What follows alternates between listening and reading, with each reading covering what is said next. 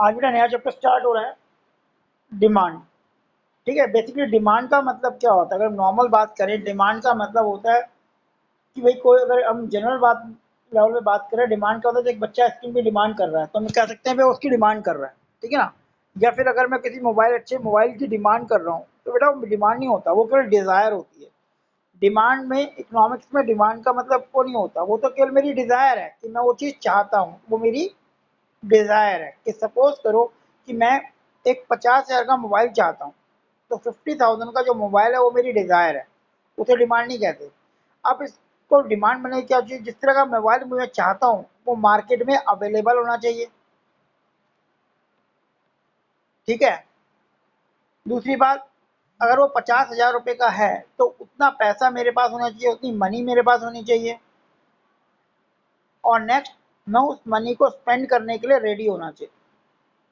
तो जब ये सारी चीज़ें मिलती हैं, डिज़ायर भी, अवेलेबिलिटी भी, अवेलेबल ऑफ मनी भी और स्पेंडिंग पावर भी, तो इन चारों को मिला के जो चीज़ बनती है वो डिमांड कहलाती है बेटा। ठीक है, तो डिमांड का मतलब ये नहीं होता कि आप किसी, अगर मैं ऐसे मोबाइल की इच्छा करता हूँ जो फोरकास्टिंग करने लगे, फ्यूचर बताने लगे, तो मेरी डिज़ायर है। क्यों? क्योंकि मार्केट में अवेलेबल ही नहीं है ऐसा कोई मोबाइल जो आगे फोरकास्टिंग कर सके।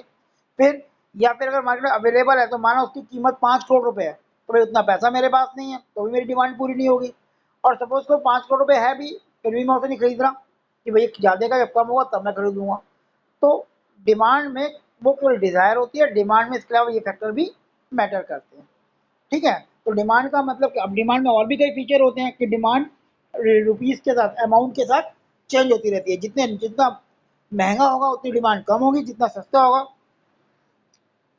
उतनी डिमांड ज़्यादा होगी। आप कोई भी एग्जांपल ले सकते हो, भाई कोल्ड ड्रिंक का एग्जांपल लो, माना वो 40 रुपीज़ की बोतल आती है, कि अगर वो 40 रुपीज़ में, माना मैं वीकली 1 बोतल कंज्यूम करता हूँ, वो कहता है भाई बोतल 10 रुपये की हो गई, तो हो सकता है मेरी डिमांड 3 की हो जाए या 4 की हो जाए। तो हुआ क्या? अगर वो बोतल 80 की हो जाएगी तो हो सकता है मैं पीना ही छोड़ दूँ। हुआ क्या? जैसे जैसे प्राइस चेंज हो रहा है मेरी डिमांड भी चेंज होती जा रही है। तो इस तरह से डिमांड के पूरे चैप्टर में पढ़ेंगे कि डिमांड क्यों चेंज होती है, कौन से फैक्टर डिमांड को अफेक्टेड करते हैं, वो सब चैप्टर में आने वाला है, ठीक है बेटा।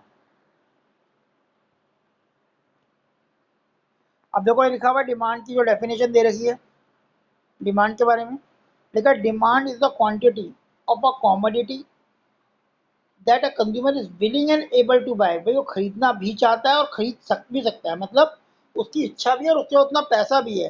At each possible price, price change होने पर चेंज हो जाता है during a given period of time. तो क्या मेन पॉइंट आ गए?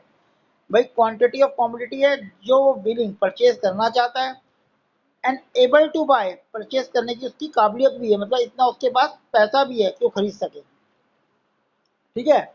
और क्या चीज़ है इसके main point? Possible price, different price पे डिफरेंट डिमांड होती है, और पीरियड ऑफ टाइम ये भी इंपॉर्टेंट है।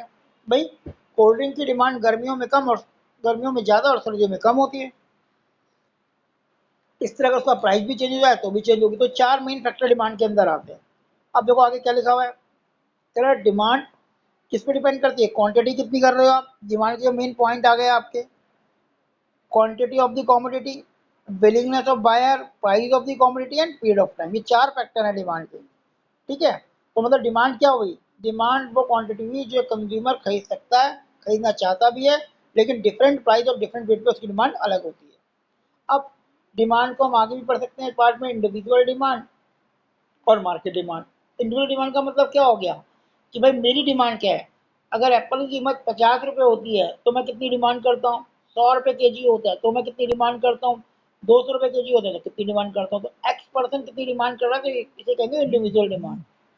और पूरी मार्केट में कितनी डिमांड है उस रेट पे, उसे कहेंगे मार्केट डिमांड। जो सारे कंज्यूमर 50 रुपये में कितना डिमांड कर रहे हैं, एक्स वाई जेड, मार्केट में जितने भी कंज्यूमर हैं। तो जब हम डिमांड की बात एक इंडिविजुअल के पॉइंट ऑफ व्यू से करते हैं, एक आदमी के पॉइंट ऑफ व्यू से करते हैं, तो उसे कहते हैं इंडिविजुअल डिमांड। और जब डिमांड की बात पूरी मार्केट के पॉइंट ऑफ व्यू से कहते हैं तो उसे कहते हैं मार्केट डिमांड। तो देखो लिखा हुआ है, it refer to the quantity of a commodity that a consumer is willing and able to bye.